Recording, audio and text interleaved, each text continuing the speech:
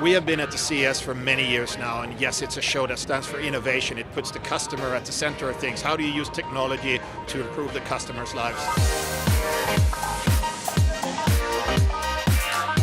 We have brought the CLA to the CES, and it's the very first time that we actually have a world premiere of a car here.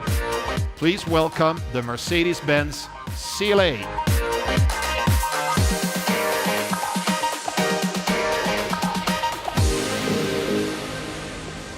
We need to start designing the interior around the human, of course, and around the user interaction system.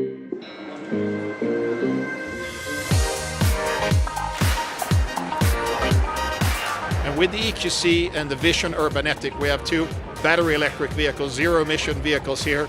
And in the case of the Vision van, the URBANETIC, also an autonomous van with a very flexible concept. It can be a people mover during the day, and at night it can deliver packages for you. So two very exciting vehicles that we're proud of.